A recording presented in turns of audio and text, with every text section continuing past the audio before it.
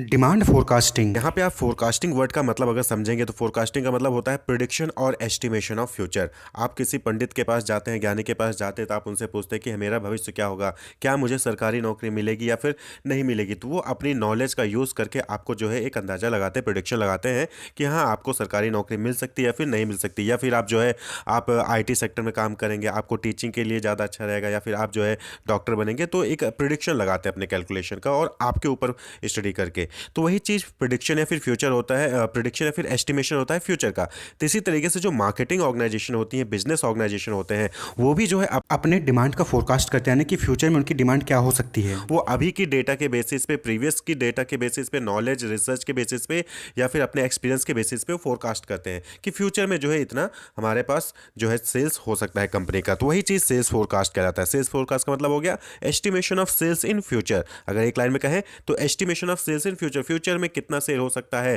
जैसे कि आज जो है अभी 80,000 यूनिट जो है आपका सेल होता है प्रीवियस ईयर में, तो आप ये अंदाजा लगा सकते हो उसके बेसिस पे कि हाँ कम से कम 80 यूनिट्स या 80,000 यूनिट्स या फिर 1 लाख यूनिट्स हमारा सेल जा सकता है। तो वो बहुत सारे टेक्निक्स अवेलेबल होते हैं जो कि हम आगे डिस्कस करेंगे। तो हम इसको जो है कहीं कहीं पे इंटरचेंजेबली डिमांड फोरकास्टिंग भी कहते हैं। सेल्स फोरकास्टिंग को हम डिमांड फोरकास्टिंग के नाम से भी जानते हैं। तो डिमांड फोरकास्टिंग को कंडीफ एंड स्टिल ने डिफाइन किया। उन्होंने क्या कहा कि demand forecasting is an estimate of sales during specified future period which is tied to a proposed marketing plan and which assumes a particular set of uncontrollable and competitive forces. यानी कि यहाँ पे overall हम बात करें तो demand forecasting क्या हो गया कि फ्यूचर में कितनी डिमांड होने वाली है कंपनी में प्रोडक्ट की, उसको एस्टिमेट करना ही डिमांड फोरकास्टिंग कहलाता है। तो क्वालिटेटिव मेथड होता है एक, जिसको हम सर्वे मेथड भी कहते हैं, और दूसरा मेथड होता है क्वांटिटेटिव मेथड, जिसको हम स्टैटिस्टिकल मेथड भी कहते हैं। तो क्वालिटेटिव मेथड में आप देखेंगे तो कंज्यूमर सर्वे, जिसको हम सर्वे ऑफ बायर एक्सपेक्टेशन भी कहते हैं, सेल्स फोर्स ओपिनियन मेथड यानी सेल्स फोर्स कंपोजिट मेथड भी कहा जाता है, Delphi method, expert opinion method और हिस्टोरिकल एनालॉजी मेथड। तो ये क्या है, सर्वे मेथड, यानी कि यहाँ पे हम लोगों के पास जाते हैं और डेटा कलेक्ट करते थे, इसलिए इसको क्वालिटेटिव मेथड कहते हैं। वहीं पे दूसरा है क्वांटिटेटिव मेथड, जिसको हम क्वांटिटेटिव मेथड को हम स्टैटिस्टिकल मेथड कहते हैं। तो स्टैटिस्टिकल मेथड में टेस्ट मार्केटिंग हो गया, टाइम सीरीज एनालिसिस हो गया, मूविंग एवरेज मेथड हो गया, एक्सपोनेंशियल स्मूथिंग मेथड हो गया, रिग्रेशन एनालिसिस हो गया और इकोनोमेट्रिक मॉडल्स हो गए। तो हम यहाँ पे इस वीडियो में अभी क्वालिटेटिव जो मेथड है, क्वालिटेटिव मेथड जिसको हम सर्वे मेथड कहते हैं, उनको डिस्कस करेंगे, और क्वांटिटेटिव मेथड जिसको हम स्टैटिस्टिकल मेथड कहते हैं उसको हम नेक्स्ट वीडियो में डिस्कस करेंगे, जिसका लिंक आपको नीचे डिस्क्रिप्शन में दे दिया जाएगा। तो सबसे पहले है कंज्यूमर सर्वे या फिर सर्वे ऑफ बायर एक्सपेक्टेशन। तो देखिए नाम से ही क्लियर है कि कंज्यूमर सर्वे, यहाँ पे हम क्या कर रहे हैं, जो कंज्यूमर्स हैं उनसे डेटा कलेक्ट कर रहे हैं। ठीक है, कंज्यूमर से डेटा कलेक्ट करते हैं, उनसे पूछते हैं कि क्या आप इस प्रोडक्ट को आगे चल के खरीदेंगे, कि खरीदेंगे तो कितना खरीदेंगे। तो उसके बेसिस पे फिर कंबाइन करके सभी कंज्यूमर्स के डेटा को हम एक एक्सपेक्टेशन लगाते थे कि हमारी जो नेक्स्ट ईयर में या फिर नेक्स्ट वीक में हमारी सेल बढ़ेगी या घटेगी। तो non purchaser of a product are asked to predict their requirements for a given future period. यानी कि हम एक हफ्ते का एक्सपेरिमेंट करना चाहते हैं या फिर एक महीने का एस्टिमेट करना चाहते हैं, तो हम उनसे जो है, जो हमारे नॉन परचेजर हैं, जो हमारे जानने वाले खरीदने वाले होते हैं कंपनी के उस प्रोडक्ट को, उनसे हम प्रिडिक्ट करते हैं कि भाई आप आने वाले पीरियड में कितना प्रोडक्ट परचेज करेंगे। उसके बेसिस पे हम जो है फोरकास्ट करते हैं। Sample of potential consumers is served, या फिर यहाँ पे दो तरीका है, या तो आप सभी उस एरिया में जहाँ पे भी आपने हैं उस एरिया में सभी लोगों से डेटा कलेक्ट करें डोर टू डोर जाके, या फिर कुछ सैंपल जो है चूज कर ले, उस सैंपल से ही डेटा कलेक्ट कर रहे हैं। तो वही चीज़ होता है सैंपल ऑफ पोटेंशियल कस्टमर, यानी कि जो आपके पोटेंशियल कंज्यूमर होते हैं उनको सर्वे किया जाता है to know how much of the product they would buy at a given price during a specified future time period. यानी कि यहाँ पे एक स्पेसिफाइड पीरियड, यानी कि एक महीने के अंदर अगर हम आपको 10,000 रुपये में कोई प्रोडक्ट दे रहे हैं तो आप उसको कितना यूनिट परचेज करेंगे। तो उस सैंपल कंज्यूमर से हम डेटा कलेक्ट करते हैं, उसी के बेसिस पर फिर एक्सपेक्टेशन लगाते हैं, फ्यूचर के सेल्स को एस्टिमेट करते हैं। तो it may be complete enumeration survey और सैंपल सर्वे। तो कंज्यूमर सर्वे जो है वो कंप्लीट एनुमरेशन का मैंने कहा यहाँ पे मतलब यही है कि सभी कस्टमर से हम डेटा कलेक्ट कर रहे हैं। वहीं पे सैंपल सर्वे कि कुछ लोगों से हम डेटा कलेक्ट कर रहे हैं। तो सभी कस्टमर से डेटा हम कंपाइल कर रहे हैं, तो कंप्लीट एनुमरेशन सर्वे हो गया, और कुछ सिलेक्टेड कस्टमर से हम डेटा कलेक्ट करें तो दैट इज सैंपल सर्वे। तो कंज्यूमर सर्वे या फिर सर्वे ऑफ बायर एक्सपेक्टेशन का मतलब यही होता है कि वो एक्सपेक्ट क्या कर रहा है, बायर क्या लगता है कि बायर आगे चल के आपके प्रोडक्ट को परचेज करेगा तो कितना करेगा, किस प्राइस पे करेगा। तो उसी के बेसिस पे आप जो है फ्यूचर के सेल्स को फोरकास्ट करते हैं। दूसरा मेथड है क्वालिटेटिव मेथड में, that is sales force opinion method या फिर सेल्स फोर्स कंपोजिट मेथड। यहाँ पे भी देखिए पहले में क्या था कि पहले में आप कंज्यूमर से डेटा कलेक्ट कर रहे थे और उसके बाद जो है एस्टिमेट कर रहे थे कि हाँ आगे फ्यूचर क्या हो सकता है सेल कितनी हो सकती है कंपनी की। यहाँ पे क्या है, सेल्स फोर्स यानी कि वो एम्प्लॉय कंपनी के जो कस्टमर को प्रोडक्ट सेल कर रहे होते हैं, जो डायरेक्ट कांटेक्ट में होते हैं से कस्टमर से, तो उनका ओपिनियन लिया जाता है कि आपको क्या लगता है कि कस्टमर आगे चल के इस प्रोडक्ट को परचेज करेगा कि नहीं करेगा। क्यों? क्योंकि सेल्स फोर्स जो होते हैं वो डायरेक्टली कांटेक्ट में होते हैं कस्टमर के, तो उनको पता होता है कस्टमर का इंटेंशन क्या है।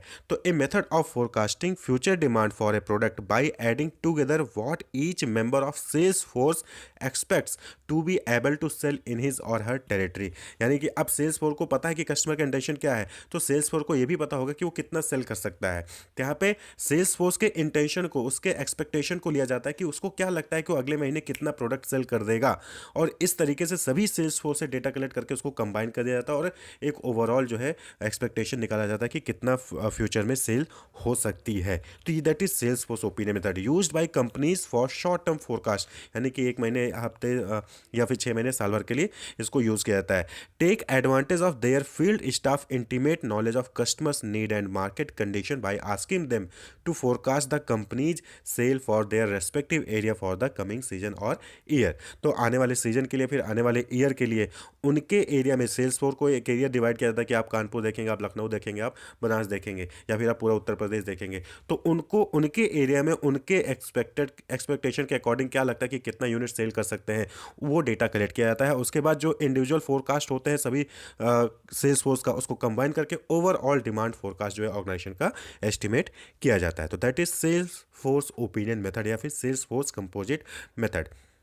अब नेक्स्ट ऑप्शन आता है, या तो आपने कस्टमर से, भाई कस्टमर से आपने डेटा कलेक्ट कर लिया, उसके बाद आपने एस्टिमेशन लगा लिया, या फिर आपके जो सेल्स फोर्स है उनसे डेटा कलेक्ट कर लिया और आपने जो है अंदाजा लगा लिया कि सेल्स फोरकास्टिंग क्या हो सकता है, एस्टिमेट कर लिया। अब आता है एक्सपर्ट ओपिनियन मेथड। अब इन दोनों से ही काम नहीं बनता, तो आप क्या करोगे, एक्सपर्ट के पास जाओगे। तो देखिए मार्केट में आप जाएंगे ना, तो बहुत सारे अलग अलग स्ट्रीम के लिए, अलग फील्ड के लिए एक्सपर्ट्स बैठे हुए जो जो सिर्फ उनका काम उसी फील्ड में काम करना होता है। तो जैसे रिसर्च, बहुत सारे ऑर्गेनाइजेशन ऐसे हैं जो रिसर्च करके डेटा कलेक्ट करते हैं और उसके बेसिस पे जो है वो डिसाइड करते हैं कि आगे आने वाले में क्या हो सकता है। ठीक है, तो यहाँ पे क्या होता है कि assumes that some people have more knowledge than other about a certain topic. तो एक्सपर्ट का मतलब क्या होता है, जैसे डॉक्टर के पास एक्सपर्टीज होता है कि उसको मेडिसिन के बारे में पता है। ठीक है, फिजिशियन के पास ही लोग जाते हैं। ठीक है, सर्जन के पास सर्जन के लिए जाएंगे, फिजिशियन के पास फिजिशियन के लिए जाएंगे। तो फिजिशियन अपने एरिया में एक्सपर्ट है, सर्जन अपने एरिया में एक्सपर्ट है। आप भी एमबीए कर रहे हैं तो आप मार्केटिंग में एक्सपर्ट होंगे, तो कोई फाइनेंस में एक्सपर्ट होगा, तो कोई दूसरे ब्रांच में एक्सपर्ट होगा। तो आपको जिस एरिया में प्रॉब्लम है उस एरिया के एक्सपर्ट के पास जाएंगे। तो ये एक्सपर्ट ओपिनियन मेथड में यही होता है। तो and if you collect this knowledge from group of expert the result will definitely exceed the outcomes collected from one expert. तो जब आप किसी एक्सपर्ट से डेटा कलेक्ट करते हैं तो वहाँ पे आपका जो रिजल्ट होता है, आउटकम होता है वो, बट ऑब्वियस सी बात है कि अच्छा आउटकम होगा। तो the firms make an effort to obtain the opinion of experts who have long standing experience in the field. तो एक्सपर्ट ओपिनियन मेथड में क्या होता है कि जो फर्म्स होती हैं वो किसी एक्सपर्ट का ओपिनियन लेती हैं और उसके बेसिस पे जो है वो उनके एक्सपीरियंस के बेसिस पे, उनके जो नॉलेज है उसके बेसिस पे जो है फ्यूचर के सेल्स फोरकास्ट को जो है एस्टिमेट करती हैं। Many agencies are there who conduct research, organisation में collect their opinion, charge nominal fee. तो यानी कि बहुत सारी एजेंसीज ऐसे मार्केट में अवेलेबल होती हैं जो रिसर्च कंडक्ट करती हैं और उस रिसर्च के बेसिस पे जो है वो लोग ओपिनियन देते हैं और उसके लिए थोड़ा बहुत नॉमिनल चार्जेस भी वो कंपनी से चार्ज करते हैं। तो that is expert opinion method. अब डॉक्टर, आप बीमार होते हैं तो बहुत सारे डॉक्टर हैं, तो आप कभी किसी दूसरे के पास कहते हैं ना सेकंड ओपिनियन ले लेते हैं, यानी एक डॉक्टर के पास दिखा रहे होते हैं, उस डॉक्टर ने मना कर दिया तो आप कहते हैं कि चलिए सेकंड ओपिनियन लेने किसी दूसरे डॉक्टर के पास चले जाते हैं। तो एक्सपर्ट ओपिनियन यही होता है कि जो जिस फील्ड में एक्सपर्ट है उस फील्ड में जाके उससे डेटा कलेक्ट कर लेना, दैट इज एक्सपर्ट ओपिनियन। तो इन सबके डेटा के बेसिस पे जो है आप फ्यूचर की सेल फोरकास्ट को एस्टिमेट कर सकते हैं। नेक्स्ट जो है last, that is Delphi method. नहीं, लास्ट नहीं है, इसके बाद जो है एक और टॉपिक है डेल्फी मेथड। तो डेल्फी मेथड एक्चुअली क्या है, डेल्फी जो है ये ग्रीस में एक ओरेकल ऑफ डेल्फी यानी टेम्पल है, derive from the Greek name oracle of Delphi. Delphi method was originally conceived in 1950। तो 1950s में ही ओलाफ हेल्मर और नॉर्मन डाल्की जो कि रैंड कॉरपोरेशन से एम्प्लॉय हैं, उन्होंने इस मेथड को डेवलप किया था। ठीक है, ओरेकल ऑफ डेल्फी का मतलब क्या होता है कि priestess of a temple of Apollo in ancient Greece known for her prophecies. तो ये लोग क्या थे कि जो अपोलो में प्रीस्टेस थी, ये जो है ना फ्यूचर की भविष्यवाणी यानी कि भविष्यवाणी कर लेते थे, आने वाले समय में क्या होने वाला है उसकी ये भविष्यवाणी कर लेते थे। तो वहाँ से एक कॉन्सेप्ट लेके आया गया, derive from Greek name oracle of Delphi. तो यहाँ पे क्या होता है कि process use to arrive at a group opinion और decision by serving a panel of expert. तो ये जो एक्सपर्ट ओपिनियन मेथड है उसी का थोड़ा सा एडवांस वर्जन है। यहाँ पे क्या होता है, एक्सपर्ट में क्या होता है कि आपने एक या दो से डील करी, यहाँ पे क्या होता है ग्रुप ऑफ एक्सपर्ट से ओपिनियन लिया जाता है, और ग्रुप ऑफ एक्सपर्ट से ओपिनियन लेके एक ही बार नहीं कई राउंड चलता है। Expert respond to several round of questionnaires and the responses are aggregated and shared with the group after each round. तो यहाँ पे क्या होता है कि कई राउंड में जो है क्वेश्चनियर के थ्रू जो है एक्सपर्ट से डेटा कलेक्ट किया जाता है, उसके बाद उसको समराइज किया जाता है, उसके बाद फिर से उनके साथ शेयर किया जाता है। और जब तक वो सभी एक्सपर्ट एक ग्रुप रिस्पॉन्स पे, कॉमन रिस्पॉन्स पे कंसेंसस नहीं दे देते हैं, तब तक ये राउंड जो है चलता रहता है। नॉर्मली 3 से 4 राउंड्स यहाँ पे चलता है। The expert can adjust their answer each round after each round based on how they interpret the group response provided to them. तो यही चीज़ होता है कि एक्सपर्ट ने पहले एक बार दिया, उसके बाद उसको समराइज किया गया, फिर वही समराइज सभी एक्सपर्ट को भेजा गया। अब जो एक्सपर्ट है उस पर जो अपना फीडबैक देंगे, और चाहे तो अपने चीज़ को आंसर्स को वो जो है करेक्ट भी कर सकते हैं, एडजस्ट भी कर सकते हैं। और उसके बाद based on the result of multiple round of questionnaires sent to a panel of expert the Delphi method seeks to reach the correct response through consensus. तो फिर यहाँ पे क्या होता है, यही चीज़ होती है कि बार बार जब आप कई राउंड से क्वेश्चन के थ्रू एक्सपर्ट से ओपिनियन लेते हैं, उसको कंबाइन करते हैं, उसके फिर से शेयर करते हैं, फिर से लेते हैं, फिर जो है जब तक एक कॉमन कंसेंसस, कॉमन जो है सहमति पे सभी एक्सपर्ट नहीं आ जाते हैं, तब तक वो राउंड चलता रहता है। और फिर जब कॉमन सेंसस पे आ जाए, ग्रुप रिस्पांस पे आ गए, तो फिर उसी बेसिस पे सेल्स फोरकास्ट कर लिया जाता है। तो दैट इज़ डेल्फी मेथड। ठीक है, जहाँ पे हम फ्यूचर की फोरकास्टिंग कर रहे हैं, लेकिन डिफरेंट एक्सपर्ट के ओपिनियन का यूज़ करके। नेक्स्ट जो है और लास्ट है क्वालिटेटिव मेथड में, that is historical analogy method. देखिए हिस्टोरिकल एनालॉजी मेथड, एनालॉजी का मतलब क्या होता है, a comparison between one thing and another typically for the purpose of explanation और क्लैरिफिकेशन। जब आप किसी पुराने चीज़ों के बेसिस पे नए चीज़ों को कंपेयर करते हैं, तो दैट इज़ एनालॉजी, दो चीज़ों के बीच में कंपेयर करना एक्चुअली में। तो यहाँ पे क्या होता है हिस्टोरिकल एनालॉजी मेथड में कि पास्ट सेल, किसी सिमिलर प्रोडक्ट के पास्ट सेल को यूज़ करके जो सिमिलर न्यू प्रोडक्ट है उसके सेल्स को जो है प्रिडिक्ट किया जाता है। The past sales result of a similar product are used to predict the likely sales of similar new product. यानी कि आज एक नया प्रोडक्ट आपने बनाया है, तो इसकी सेल आगे चल के क्या हो सकती है, इसको हम एस्टिमेट कर सकते हैं कि सिमिलर टाइप का कोई पुराना प्रोडक्ट था, उसकी सेल क्या थी, तो उसके बेसिस पर जो यहाँ पे जो है एस्टिमेट कर सकते हैं। Often used by politician, diplomats, आपने देखा होगा कि ये जो पास्ट रिकॉर्ड होता है उसके बेसिस पे जो है प्रिडिक्ट कर लेते हैं कि आगे चल के उनका फ्यूचर इवेंट कैसा होने वाला है। और जैसा कि आप न्यूज़ में भी देख रहे होंगे कि लोग क्या कह रहे हैं, लोग क्या कह रहे हैं। जैसे न्यूज़ में आप आजकल देखते हैं कि सर्वे किया जा रहा है कि किसकी सरकार बनेगी, तो ये सरकार बनेगी तो किससे जानते हैं, बट अभी होता है जनता वोट देती है, तो जनता से ये डेटा कलेक्ट कर रहे हैं, उनके बेसिस पे जो है एस्टिमेट कर ले रहे हैं कि इनकी सरकार बनेगी कि किसकी सरकार बनेगी। फाइनल रिजल्ट तो जो आएगा वो आएगा ही, लेकिन एस्टिमेशन यही चीज़ होता है, फ्यूचर एस्टिमेशन, किसकी सरकार बनेगी, तो जनता जो वोट देती है उन्हीं से डेटा कलेक्ट करके अंदाज़ा लगा लेते हैं कि वो जो सरकार किसकी बनेगी। तो that is also a forecasting. Quantitative method यानी कि statistical method of sales forecasting. तो यहाँ पे test marketing, time series analysis, moving average method, exponential smoothing method, regression analysis और इकोनॉमिक मॉडल्स को हम यहाँ पे डिस्कस करेंगे। तो इस मेथड से कैसे जो है आप सेल्स फोरकास्टिंग कर सकते हैं, वो चीज़ यहाँ पे डिस्कस की जाएगी। तो सबसे पहले है टेस्ट मार्केटिंग। तो देखिए टेस्ट मार्केटिंग कुछ नहीं है, जैसे कि आपने न्यू प्रोडक्ट डेवलपमेंट में पढ़ा था कि मार्केट में जब प्रोडक्ट को कॉमर्शलाइज करते हैं तो उससे पहले हम मार्केट टेस्टिंग करते हैं, तो वही टेस्ट मार्केटिंग यहाँ पे भी है। तो जब आप अपने प्रोडक्ट को मार्केट में टेस्ट कर लेते हो तो उसके बेसिस पे आप जो है कंज्यूमर की प्रेफरेंस को चेक कर लेते हो, और उसके बेसिस पे आप जज कर पाते हो कि हाँ आगे आपकी सेल्स होने वाली है या नहीं होने वाली है। ये इतना ही बेसिक है। तो most reliable method of sales forecasting, the product is launched in a few selected cities और town to check the response of customers towards the product. यहाँ पे प्रोडक्ट को क्या किया जाता है, लॉन्च किया जाता है कुछ खास सिटीज़ में, सेलेक्टेड सिटीज़ या टाउन में, जहाँ पे उनको लॉन्च करके टेस्ट कराया जाता है और उनके रिस्पॉन्स को चेक किया जाता है, और उनके रिस्पॉन्स के बेसिस पे ही जो है डिसाइड किया जाता है कि आगे इसको हम कॉमर्शलाइज करेंगे या नहीं करेंगे। On the basis of such response the firm decides whether to commercialise the product on large scale or not. यानी कि कस्टमर्स को आपने जिनको टेस्ट किया उनके रेफरेंस को देखोगे, उनके रिस्पॉन्स को देखोगे, अगर उनको रिस्पॉन्स सही आता है, पॉजिटिव आता है, तो आप जो है उसको पब्लिकली कॉमर्शलाइज करोगे, लार्ज स्केल पे लॉन्च करोगे, ज़्यादा प्रोडक्ट बनाओगे, नहीं तो नहीं बनाओगे। The new product is launched in the selected geographical areas the representative of the final market. तो जो आप टेस्ट करोगे वो किस मार्केट में करोगे, जो रिप्रेजेंटेटिव होगा आपका फाइनल मार्केट, यानी जिनके लिए प्रोडक्ट आपने बनाया है जिस मार्केट के लिए, उसी का रिप्रेजेंटेटिव होना चाहिए जहाँ पे आप टेस्ट कर रहे हो। यानी कि आपका प्रोडक्ट अगर बच्चों के लिए तो आपका टेस्ट भी बच्चों पे ही होना चाहिए, ऐसा नहीं कि किसी और पे कर लें। ठीक, तो it helps the firm to test and try the product beforehand. Secondly, the test marketing enables the firms to look at the pros and cons of the product at the early stage.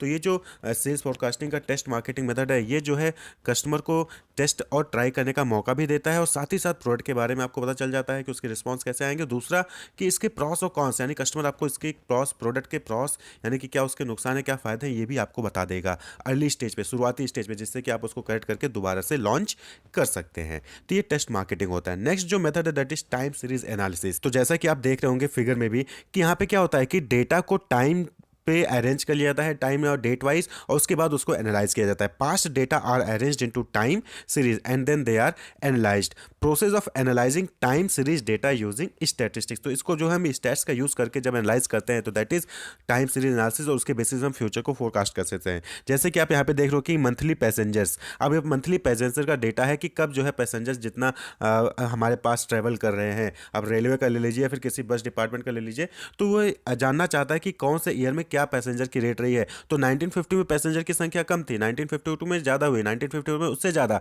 और 1960 में सबसे ज़्यादा। लेकिन यहाँ पे देखेंगे कि 1960 में भी ज़्यादा है, लेकिन अप एंड डाउन्स वहाँ पे भी है, यानी कि वहाँ पे भी फ्लक्चुएशंस हैं। तो 4 वेरिएशंस होते हैं, उसको एनालाइज किया जाए, साइक्लिक, सीजनल, इरेगुलर या causal. Cyclic, seasonal, irregular, causal, ये आपने जो है पढ़ा है इसमें बिजनेस साइकिल्स में भी। तो अप एंड डाउन्स होते रहते हैं कि सेल अचानक से बढ़ जाएगी, ठंडियों में सेल सीजन में जो है सेल्स ऊपर गई, फिर नीचे हो गई, फिर ऊपर गई, फिर नीचे हो गई। इस तरीके से जो है डेटा एनालाइज किया जाता है। जैसे कि आप टूरिज्म इंडस्ट्री ले लीजिए, तो समर सीजन में टूरिस्ट की संख्या बढ़ जाती है, वहीं पे फिर जैसे जैसे सीजन ऑफ होता है टूरिस्ट की संख्या घट जाती है, फिर जैसे सीजन आएगा समर का, फिर जो है टूरिस्ट की संख्या बढ़ जाएगी। तो ये जो है टाइम सीरीज एनालिसिस होता है। इसके बेसिस पे भी आप फ्यूचर की फोरकास्टिंग कर सकते हैं और उसके हिसाब से अपनी प्लानिंग कर सकते हैं। अब सपोज करिए कि आपको पता है कि समर सीजन आने वाला है, तो यानी कि आपकी सेल्स ज़्यादा होने वाली है, तो उसके हिसाब से आप अपना प्रोडक्शन वगैरह तैयार करके रख सकते हैं कि प्रोडक्शन प्लानिंग कर सकते हैं कि हमें कितना प्रोडक्शन करना है। नेक्स्ट मेथड है मूविंग एवरेज मेथड। यहाँ पे क्या है, सिंपल सा एक फॉर्मूला आप यहाँ पे देख ही रहे हैं, सिंपल मूविंग एवरेज का फॉर्मूला। तो यहाँ पे ये शॉर्ट टर्म ट्रेंड्स के लिए जो है एनालाइज करने के लिए होता है, फोरकास्टिंग करने के लिए। शॉर्ट टर्म फोरकास्ट यानी कि सपोज करिए कि अगले महीने हमारा सेल कितना हो सकता है, उसको फोरकास्ट करने के लिए है। ठीक है, तो यहाँ पे क्या हो जाता है कि मूविंग एवरेज यानी कि जो लास्ट के 2 ईयर या 2 मंथ या फिर लास्ट के 3 मंथ का जो है जो सेल्स होता है उसका जो है आप एवरेज निकालते हो, और उसके बेसिस पे जो है आप जो है एस्टिमेट करते हो कि फ्यूचर की जो आने वाले मंथ की जो फोरकास्ट होगी वो कितनी होगी। Method for averaging the result of recent sales history to determine a projection for the short term, यानी कि रिसेंटली हमारा कितना सेल्स रहा है उसके उनके एवरेज के बेसिस पे हम आने वाले मंथ का फोरकास्ट कर लेते हैं। जैसा कि आप यहाँ पे फिगर में देखेंगे कि ये क्या है, ये यहाँ पे सेल्स दिखाया गया है, तो जनवरी, फरवरी, मार्च, अप्रैल, नवंबर, दिसंबर, इस तरीके से सेल्स दिखाया गया कि कौन से मंथ में कितनी सेल है। तो आगे सामने आप देख रहे हैं मूविंग एवरेज हर महीने के देते हैं। यहाँ पे हम 3 मंथ का मूविंग एवरेज लेके चल रहे हैं, यानी 3 मंथ का। तो आप सपोज करिए कि आपको जनवरी मंथ में जानना है या कि हमारा जो है क्या आने वाला है सेल्स, क्या हो सकता है सेल्स। तो उसके लिए आप जो है अक्टूबर, नवंबर और दिसंबर इन तीनों महीने का एवरेज निकाल लेंगे। तो 1004 प्लस 1087 प्लस 1090 करेंगे तो आपका जो 1060 आ जाएगा 3 मंथ का मूविंग एवरेज। तो यही जो है एक्सपेक्टेड आपका फ्यूचर सेल जो है जनवरी 2009 में हो सकता है। तो इस तरीके से मूविंग एवरेज निकालते हैं। उसके बाद है एक्सपोनेंशियल स्मूथिंग मेथड। तो एक्सपोनेंशियल स्मूथिंग मेथड में कुछ नहीं, ये भी एक सिमिलर है जो है मूविंग एवरेज की तरह ही है, लेकिन यहाँ पे क्या है, यहाँ पे सिंपल सा डिफरेंस इतना है कि जो रिसेंट पास्ट सेल होता है उसको ज़्यादा यहाँ पे वेटेज दिया जाता है। Only difference is recent past sale are given more weightage than earlier, यानी कि जो जस्ट आपका प्रीवियस मंथ में या प्रीवियस ईयर में सेल्स रहा होगा उसके बेसिस पे यहाँ पे कैलकुलेट किया जाता है। और ये भी क्या है, शॉर्ट टर्म फोरकास्ट के लिए यूज़ किया जाता है। और if the data has no trend and no seasonal pattern, यानी कि कोई ट्रेंड नहीं है, कोई सीजनल पैटर्न नहीं है, फ्लक्चुएट नहीं कर रहा है, तो ये मेथड वहाँ पे आसानी से यूज़ किया जाता है, एक्सपोनेंशियल मेथड। इसका फॉर्मूला आप यहाँ पे स्क्रीन पे देख सकते हैं। यहाँ पे क्या है, F T is equal to F T minus 1 plus alpha AT-1 minus FT-1। तो FT क्या है, न्यू फोरकास्ट यानी कि future forecast, T-1 previous period forecast, FT-1 यानी कि पिछले महीने जो आपने फोरकास्ट किया होगा, AT-1 जो एक्चुअल डिमांड थी उस महीने, और अल्फा स्मूथिंग वेटिंग कांस्टेंट कहते हैं। तो ये अल्फा जो है नॉर्मली 0 to 1 के बीच में होता है और हमेशा 0.1 to 0.4 के बीच में हम इसको अज्यूम करके कैलकुलेट करते हैं। क्लियर। तो आप एक एग्जांपल देखें स्मूथिंग मेथड का। तो सपोज करें कि आपका सेल्स और फोरकास्ट सेल 2021 के लिए 50 लाख और 45 लाख था, यानी कि हमने फोरकास्ट किया कि हमारी सेल जो है वो 45 लाख हो सकती है और एक्चुअल में सेल जो हमारी थी वो 50 लाख थी। क्लियर। 2021 में अब हमको जो है कैलकुलेट करना है 2022 के लिए क्या हो सकती है। तो हम मान के चलते हैं कि अल्फ़ा की वैल्यू क्या है 0.4, यानी जो अल्फ़ा की वैल्यू है, जो स्मूथिंग कांस्टेंट होता है, वेटिंग कांस्टेंट होता है, वो 0.4 हम मान के चलते हैं। तो इसके अकॉर्डिंग हम कैलकुलेट करेंगे तो फॉर्मूले में रखेंगे तो 45, यानी कि जो प्रीवियस हमारा फोरकास्टिंग सेल था प्लस 0.4 जो अल्फ़ा है, 50 minus 45, 50 actual sale minus 45 forecasted sale. तो आप जब इसको कैलकुलेट करेंगे तो आपके पास आंसर आएगा दैट इज़ 47 लाख, यानी कि ये जो है आपका फ्यूचर फोरकास्ट हो सकता है कि नेक्स्ट ईयर जो है इतनी सेल्स आपकी जा सकती है। तो इस तरीके से कैलकुलेट किया जाता है। वेटेड मूविंग एवरेज मेथड, यानी कि वेटेड मूविंग एवरेज मेथड का यूज़ करके आप किस तरीके से सेल्स फोरकास्टिंग या फिर डिमांड फोरकास्टिंग कर सकते हैं। तो आपको क्वेश्चन दिया रहेगा कि calculate the 3 years weighted moving average, जहां पे आपको वेट भी दिया रहेगा कि वेट है 1 to 1। इसी तरीके से कैलकुलेशन ऑफ 5 years वेटेज पूछ सकता है कि 5 year वेटेड मूविंग एवरेज आप कैलकुलेट करिए, जहाँ पे आपको 5 वेट्स दिए रहेंगे। तो यहाँ पे 3 years का पूछा है तो यहाँ पे आपको 3 वेट्स भी दिए रहेंगे, 1, 2 and 1। और उसके बाद फिर आपको जो है डेटा दिया रहेगा कि ईयर आपको दे दिया गया, इधर सेल्स दे दिया गया कि ईयर 1 में इतनी सेल्स थी, ईयर 2 में इतनी सेल्स थी, ईयर 3 में इतनी सेल्स थी। तो आपको जो है 3 years वेटेड मूविंग एवरेज जो है कैलकुलेट करना है, ये जो डेटा दिया गया है उसके लिए। और वेट क्या है 1 to 1, मतलब कि 3 साल का 3 वेट आपको यहाँ पे दिया गया है। तो सबसे पहले आपको क्या करना है, टेबल फॉर्म बनाना है। क्लियर। तो आपने जो है एक ऐसा टेबल बना दिया जहाँ पे आपने लेफ्ट साइड में ईयर लिख लिया, फिर सेल्स लिख लिया। उसके बाद फिर आपने क्या करना है, 3 year weighted moving total find out करना है। 3 year weighted moving total, 5 year होता तो 5 का फाइंड आउट करते, 3 year है तो 3 year का वेटेड मूविंग टोटल जो है वो फाइंड आउट करना है। तो वेट 1 to 1 दिया हुआ है क्वेश्चन में। क्लियर।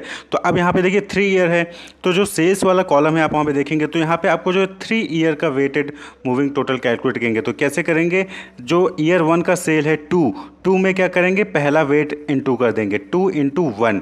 उसके बाद फिर सेल्स जो दूसरे ईयर का सेल है 4, तो 4 में सेकेंड वेट को मल्टीप्लाई करेंगे। और उसके बाद जो थर्ड ईयर का सेल्स है 5 में थर्ड वेट को जो है मल्टीप्लाई करेंगे और उसके बाद फिर तीनों को ऐड कर देंगे। तो कुछ इस तरीके से, जैसा कि आप स्क्रीन पे देख रहे हैं, तो किस इस तरीके से आप लिखेंगे। और यहाँ पे याद रखिएगा 2, 4, 5 इनका वेट लिया है तो 4 के सामने डेटा पुट करेंगे। इसी तरीके से 4, 5, 7 का जो है डेटा जो है वेटेड मूविंग टोटल निकालेंगे तो 5 के सामने डेटा हम लिखेंगे। क्लियर। तो यहाँ पे 2, 4 और 5 ये 3 ईयर का हम जो है यहाँ पे वेटेड मूविंग टोटल निकाल रहे हैं। तो 2 को 1 से मल्टीप्लाई किया, 4 को 2 से मल्टीप्लाई किया और 5 को 1 से मल्टीप्लाई किया, जो कि वेट दिया गया था। क्लियर। तो 2 into 1 plus 4 into 2 plus 5 into 1 is equal to क्या आ जाएगा, 2 + 8 + 5 इक्वल टू 15 आ जाएगा। क्लियर।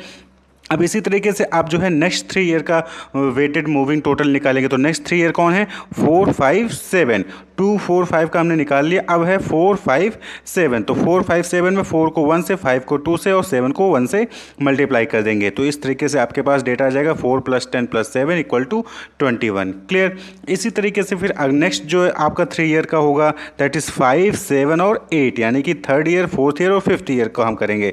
तो 5 into 1, 7 into 1 और 8 into 7 into 2 और 8 into 1, तो 5 + 14 + 8 यानी कि 27 आ जाएगा। इसी तरीके से नेक्स्ट ईयर 3 ईयर का जो है हम वेटेड मूविंग टोटल कैलकुलेट करेंगे दैट इज 7, 8 और 10 और उसकी वैल्यू हम 8 के सामने लिख देंगे। तो 7 into 1, 8 into 2 और 10 into 1 इसको ऐड कर लेंगे, 7 + 16 + 10 आएगा इक्वल टू 33 हो जाएगा। इस तरीके से 8, 10 और 13 नेक्स्ट 3 ईयर का जो है हम यहाँ पे वेटेड मूविंग टोटल कैलकुलेट करेंगे। तो 8 into 1 + 10 into 2 + 13 into 1, तो ये 1 to 1 आपको पता है क्या है, ये वेट है जो कि क्वेश्चन दिया रहता है। तो ठीक, तो इसको मल्टीप्लाई करेंगे तो 8 + 20 + 13 आएगा यानी कि टोटल 41। अब देखिए नेक्स्ट 3 ईयर आपके पास नहीं है, अब क्या बचा आपके पास 8, 10, 13 ये हो गया। अब 10, 13 उसके बाद फिर नेक्स्ट ईयर का कोई आपका पास डेटा नहीं है, तो यहीं तक जो है आप स्टॉप हो जाएंगे। आगे 13 पे आप कोई कैलकुलेशन नहीं करेंगे, तो आपके पास ये पूरा data 3 year weighted moving total आ गया है। अब जो है नेक्स्ट कॉलम एक आप जो है राइट साइड में और बनाएंगे, वहाँ पे लिखेंगे 3 ईयर वेटेड मूविंग एवरेज। अब जो है 3 ईयर वेटेड मूविंग एवरेज आप यहाँ पे कैलकुलेट करेंगे। तो यहाँ पे आपको क्या करना है, जो वेट है 1 to 1 इसको प्लस कर लेना है, ऐड कर लेना है। क्लियर? तो 1 + 2 + 1 करेंगे तो कितना आ गया, वेट 4 आ गया। अब इसी 4 से जो आपने वेटेड मूविंग टोटल निकाला है उसको डिवाइड कर देना है, और वही आपका आ जाएगा 3 ईयर वेटेड मूविंग एवरेज। तो पहला आपने वेटेड मूविंग टोटल क्या निकाला है, 15। तो 15 को आपको क्या करना है, 4 से डिवाइड कर देना है, तो आपका आ जाएगा 3.75 3 ईयर वेटेड मूविंग एवरेज। इसी तरीके से दूसरा है 21, तो 21 को 4 से डिवाइड कर देना है 5.25। 27 नेक्स्ट है, तो 27 को 4 से डिवाइड कर देना है 6.75। फिर इसी तरीके से 33 को 4 से डिवाइड करेंगे 8.25, और 41 को डिवाइड करेंगे 4 से 10.25। तो ये आपका जो है 3 ईयर वेटेड मूविंग एवरेज आ गया। क्लियर? तो आपको जो है जब भी वेटेड मूविंग एवरेज मेथड का यूज़ करने के लिए बोला जाए तो 3 ईयर है कि 5 ईयर है, वहाँ पे आपको दिया रहेगा, प्लस उतने ही वेट दिए रहेंगे। तो सबसे पहले आपको 3 ईयर वेटेड मूविंग टोटल निकालना है। तो आपको जो है शुरू के 3 ईयर्स लेने हैं और फिर वेट से मल्टीप्लाई कर देने हैं। अगर 3 ईयर मूविंग एवरेज पूछा है, फिर 3 ईयर का निकाल के नेक्स्ट 3 ईयर, फिर नेक्स्ट 3 ईयर, फिर नेक्स्ट 3 ईयर, इस तरीके से जब तक आपके पास 3 ईयर का कॉम्बिनेशन बन रहा होगा, या फिर 5 ईयर पूछा है तो 5 ईयर का कॉम्बिनेशन बन रहा होगा, तब तक आपको जो है वेटेड मूविंग टोटल निकालना है। उसके बाद जो वी वेट आपको दिया गया होगा उसको ऐड कर देना है, जो वेट का सम आएगा उससे जो भी आपने वेटेड मूविंग टोटल निकाला है उसको डिवाइड करेंगे, आपके पास 3 ईयर वेटेड मूविंग एवरेज या फिर 5 year weighted moving average calculate होकर आ जाएगा। नेक्स्ट है सेल्स फोरकास्टिंग टेक्निक में, दैट इज रिग्रेशन एनालिसिस। तो यहाँ पे कुछ नहीं है, ये स्टैटिस्टिकल मेथड है जो कि शो करता है लीनियर रिलेशनशिप बिटवीन 2 और मोर वेरिएबल, 2 या 2 से अधिक वेरिएबल के बीच में लीनियर रिलेशनशिप शो करता है। लीनियर का मतलब क्या हो गया, straight line relationship between 2 variable, यानी कि एक बढ़ रहा है तो सामने वाला भी उसके अकॉर्डिंग बढ़ रहा है, यानी कि एक में चेंज होने से सामने वाले में भी कुछ ना कुछ चेंज हो रहा है। तो value of one variable can be identified on the basis of information of other variable. But obvious बात है कि जब रिलेशनशिप 2 वेरिएबल में होगा तो एक वेरिएबल का अगर हमें इन्फॉर्मेशन अवेलेबल है तो हम दूसरे वेरिएबल के बेसिस पे दूसरे वाले वेरिएबल का भी हम डेटा कैलकुलेट कर सकते हैं। तो इसी तरीके से यहाँ पे रिग्रेशन एनालिसिस में भी होता है। तो रिलेशनशिप पहले इस्टेब्लिश किया जाता है डिपेंडेंट और इंडिपेंडेंट वेरिएबल पे, जैसे कि इनकम, प्राइस ऑफ गुड, ये सब क्या हो गया, इंडिपेंडेंट हो गए, और इस पे जो है डिमांड डिपेंड करती है तो वो डिपेंडेंट हो गया। हमें सेल्स फोरकास्ट करनी है तो हमारा सेल्स की सामने कस्टमर के इनकम पे डिपेंड करती है, प्रोडक्ट के प्राइस पे डिपेंड करती है, तो उसके बेसिस पे हम जो है अपनी सेल्स की फोरकास्टिंग कर सकते हैं। और जब आप रिलेशनशिप इस्टेब्लिश कर लेते हो 2 वेरिएबल के बीच में, 2 से अधिक वेरिएबल के बीच में, उसके बाद रिग्रेशन इक्वेशन डेवलप किया जाता है जो कि y = a + bx होता है। y क्या हो गया, इन y जो हो गया आपका वो डिपेंडेंट वेरिएबल हो गया, किस पे, y x पे डिपेंड करता है। x क्या हो गया, इंडिपेंडेंट वेरिएबल। ठीक है, सपोज करो सेल्स कॉल कितना किया गया उस पे सेल्स जो है डिपेंड करती है, तो y क्या होगी, सेल्स, और x हो गया सेल्स कॉल, तो y is dependent on sales call. ठीक है, वहीं पे b क्या है, b slope of the line होता है, और a जो है इंटरसेप्ट होता है। ये दोनों कैलकुलेट किए जाते हैं फॉर्मूले से। इसके लिए हम अलग से वीडियो बनाएंगे जिसमें कि हम देखेंगे कि कैसे आप मैथमेटिकली इसको कैलकुलेट कर सकते हैं। इस इक्वेशन का यूज करके जो है फिर आप y की वैल्यू निकाल सकते हैं, यानी कि डिपेंडेंट वेरिएबल की वैल्यू निकाल सकते हैं, यानी कि जो हमारा सेल्स फोरकास्ट कर सकते हैं आपके। ठीक है, अब सपोज करें कि रिलेशन कैसे डेवलप करते हैं। सपोज करें कि इनकम और एजुकेशन ये इंडिकेटर हैं सेल के पीसी, पर्सनल कंप्यूटर के। तो जो सेल ऑफ पर्सनल कंप्यूटर वो इनकम और एजुकेशन डिपेंड करता है। तो so it can be assumed that the sales go up with increase in income and education, यानी कि अगर इनकम और एजुकेशन बढ़ रही है तो पर्सनल कंप्यूटर की जो डिमांड है वो भी बढ़ेगी, उसकी सेल्स भी बढ़ेगी। तो ये क्या हो गया, रिलेशनशिप हो गया। अब हमें दूसरा क्या होता है, यहाँ पे डिग्री ऑफ रिलेशनशिप को देखना होता है कि किस डिग्री से रिलेशनशिप है, यानी कि किस रेंज से बढ़ रहा है। आप सपोज करें कि जीडीपी है, ठीक है, जीडीपी और सेल्स हमने रिलेशन निकाला कि हमने देखा कि 2021 में जीडीपी 2.6% से बढ़ी। हम सपोज कर रहे हैं कि जीडीपी 2.6% से ग्रो की, तो हमारा सेल भी जो है 5.2% से इंक्रीज किया। तो यहाँ पे डिफरेंस क्या हुआ, 5.2% जो हमारा सेल बढ़ा on the increase in GDP by 2.6%, तो यानी पे दुगना बढ़ा, यानी कि जीडीपी का ट्वाइस जो है हमारा सेल्स बढ़ा है। तो हम इस पे अज्यूम कर सकते हैं कि अगर जीडीपी नेक्स्ट ईयर 4% बढ़ने की उम्मीद है तो हमारा जो सेल है वो भी 8% बढ़ सकता है। क्यों, क्योंकि दुगना बढ़ रहा है। ठीक, तो इस तरीके से रिग्रेशन एनालिसिस का यूज़ करके आप जो है कैलकुलेट करते हैं। यहाँ पे डिग्री ऑफ रिलेशनशिप भी देखनी पड़ती है कि कितना किस रेशियो में बढ़ रहा है रिग्रेशन एनालिसिस। तो रिग्रेशन एनालिसिस में 2 टेक्निक होते हैं, एक होता है सिंपल लीनियर रिग्रेशन मॉडल और दूसरा होता है मल्टीपल लीनियर रिग्रेशन मॉडल। तो सिंपल लीनियर रिग्रेशन मॉडल में क्या होता है कि यहाँ पे सिंगल फीचर को जो है प्रिडिक्ट किया जाता है, यानी कि एक इंडिपेंडेंट एक डिपेंडेंट होगा, दैट्स इट। वहीं पे मल्टीपल लीनियर रिग्रेशन मॉडल में क्या होता है कि यहाँ पे more than one feature available होते हैं, ठीक है। It shows the relationship between multiple independent variable and dependent variable, यानी कि सेल्स जो है वो इनकम और एजुकेशन, यहाँ पे क्या हो गया मल्टीपल वेरिएबल हो गया। वहीं पे sales on the basis of income, तो ये क्या हो गया सिंगल, ठीक। तो सिंगल लीनियर रिग्रेशन और मल्टीपल लीनियर रिग्रेशन मॉडल होता है। तो y is equal to a plus B X, ये फॉर्मूला है। यहाँ पे हम जो है एक डिपेंडेंट और एक इंडिपेंडेंट वेरिएबल के बीच में रिलेशन निकाल के हम फोरकास्टिंग करेंगे। तो यहाँ पे आपके सामने डेटा दिया हुआ है, आप देख सकते हैं कि 7 ऑब्जर्वेशंस हैं, कंज्यूमर प्रेफरेंसेज हैं और सेल्स है। कंज्यूमर प्रेफरेंस क्या है 3 पे 150 सेल्स है, 9 कंज्यूमर प्रेफरेंस पे 600 है, 8 पे इसी तरीके से 450 है, इसी से लास्ट में 7 पे देखेंगे तो 6 कंज्यूमर प्रेफरेंस पे 330 जो है सेल्स है। तो यहाँ पे सेल्स क्या हो गया, सेल्स कंज्यूमर प्रेफरेंस पे डिपेंडेंट है, तो सेल्स क्या हो गया वाई हो गया, सेल्स क्या हो गया डिपेंडेंट, उसको हम वाई से डिनोट करेंगे। और कंज्यूमर प्रेफरेंस क्या है एक्स, जो कि इंडिपेंडेंट है, हम उसको एक्स से डिनोट कर रहे हैं, क्लियर। तो रेगुलेशन का फॉर्मूला आपको पता है y is equal to A plus B X, ठीक। y is equal to A plus B X. यहाँ पे सेल्स क्या हो गया y जो कि डिपेंडेंट है और कंज्यूमर प्रेफरेंस क्या है x जो कि इंडिपेंडेंट है, क्लियर। तो अब यहाँ पे जो है आप बी देखेंगे तो कोरिलेशन कोफिशिएंट होता है बी, तो बी को कैलकुलेट करने के लिए क्या फॉर्मूला होता है summation X I Y I divided by summation X I का स्क्वायर, क्लियर। यहाँ पे ध्यान रखिएगा ये एक्स और वाई यहाँ पे क्या है स्मॉल में है। तो अब इसको कैलकुलेट कैसे करते हैं, तो summation X I Y I को कैलकुलेट करने का फॉर्मूला है that is summation capital X I Y I minus N X Y क्या है वो मीन है, क्लियर। वो आगे हम इसी डेटा से कैलकुलेट करेंगे जो आपको सामने टेबल दिख रहा है। और इसी तरीके से समीशन एक्स आई स्क्वायर को हम कैसे calculate, that is summation capital X I square minus N X square का मतलब कि मीन का स्क्वायर। तो इस तरीके से कैलकुलेट करना होगा। तो सबसे पहले हम क्या करेंगे, डिफरेंट जो एक्स आई वाई आई और मीन जो है वो हम कैलकुलेट करेंगे। उसके बाद फिर हमारे पास समीशन एक्स आई वाई आ जाएगा और समीशन एक्स आई स्क्वायर आ जाएगा। फिर हम जो इससे बी की वैल्यू निकालेंगे, फिर हमारे पास वाई ए की वैल्यू आ जाएगी और देन हम वाई को कैलकुलेट कर सकते हैं। तो अब सपोज करिए आपसे क्वेश्चन पूछा गया कि कंज्यूमर प्रेफरेंस 10 पे कितनी सेल होगी, यानी कि जब कंज्यूमर की प्रेफरेंस 10 होगी तो उस वक्त सेल्स कितनी हो सकती है, आपको ये कंप्यूट करना है, फोरकास्ट करना है। तो उसके लिए फिर हम जो है अब जो है अगला स्टेप स्टार्ट करेंगे।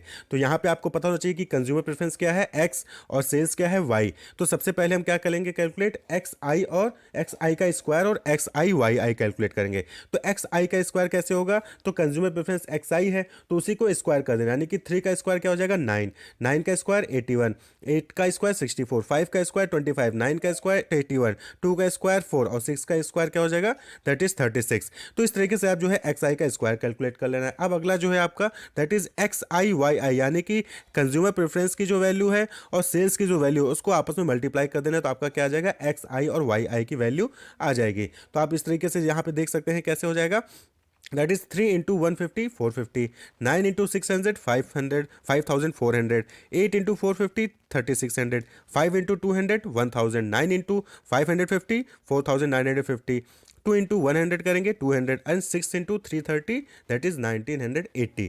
तो इस तरीके से जो है आप एक्स आई और वाई की वैल्यू निकाल सकते हैं। अब अगला काम क्या है आपका सबका समीशन करना है, यानी जो कंज्यूमर प्रेफरेंस है 3985926 इसको ऐड कर दीजिए और नीचे लिख दीजिए। वाई यानी जो सेल्स है उसको 150 600 450 200 550 100 330 इसको ऐड करके नीचे समीशन लिख दीजिए। इसी तरह से एक्स आई स्क्वायर का समीशन आपको कर देना और एक्स आई वाई का भी समीशन कर देना है।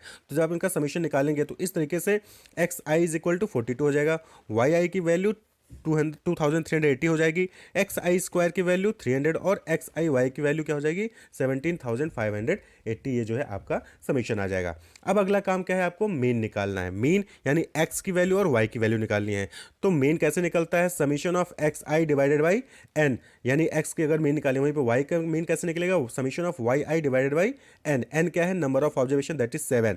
तो मीन हमें निकालना है, तो मीन कैसे निकलेगा that is X is equal to summation of X I divided by N, यानी कि एक्स आई की वैल्यू क्या है 42। तो 42 divided by 7 is equal to 6। तो एक्स क्या आ गया यानी मीन क्या आ गया 6। वो इसी तरीके से वाई की वैल्यू निकाल लेंगे तो summation of Y I divided by N यानी कि 2380 divided by 7 is equal to 340।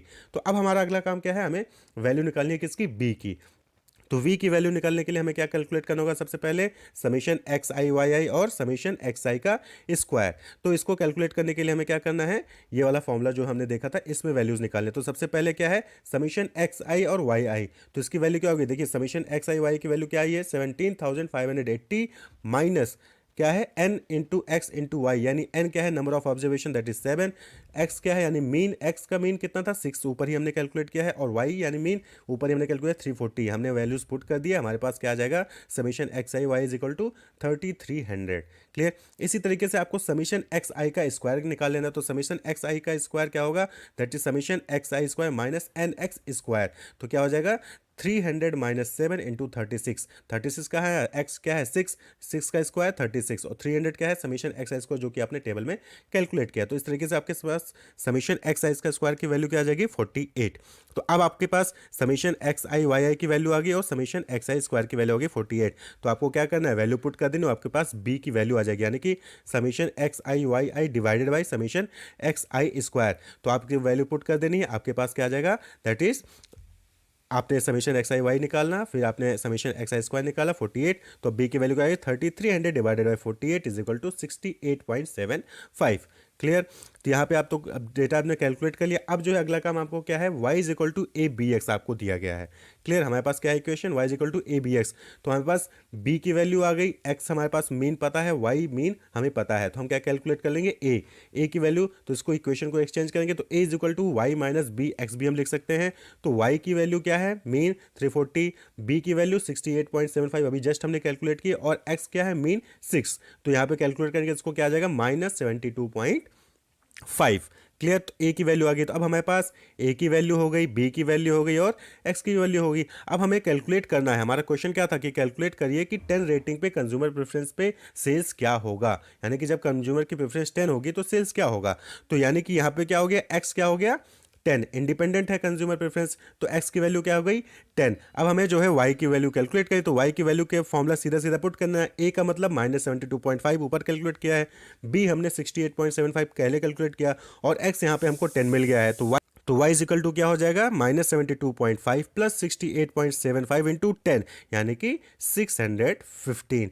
तो जब कंज्यूमर की प्रेफरेंस 10 होगी तो फिर उसके बाद डिमांड क्या होगी 615 यूनिट डिमांड होगी। तो इस तरीके से जो है आपको simple linear regression analysis calculate करना होता है। नेक्स्ट और लास्ट जो है model that is econometric model. Econometric model mathematical model है जो कि एक टूल है जो कि रिवील करता है relationship among economic variables to forecast future development, यानी कि जो इकोनॉमिक वेरिएबल्स होते हैं जैसे इनकम या फिर आपका जीडीपी हो गया, एनडीपी हो गया, इसके बेसिस पे हम जो है सेल्स फोरकास्ट करने की कोशिश करते हैं। तो ये क्या करता है रिवील करता है relationship between economic variable and to forecast future development. Variables जैसे कि household income, consumer spending, tax rate, interest rate, employment या फिर कुछ और, and then try to forecast how change in some variable will affect the future course of other, यानी कि इन सब चीज़ों में चेंज होने पे कैसे हमारा सेल्स जो है वो चेंज हो सकता है। तो इसी को हम इकोनोमेट्रिक मॉडल कहते हैं। तो इकोनॉमिक वेरिएबल्स के रिलेशनशिप के बेसिस पे फ्यूचर को यहाँ पे एस्टिमेट किया जाता है, फोरकास्ट किया जाता है। Wish you all the best, keep watching.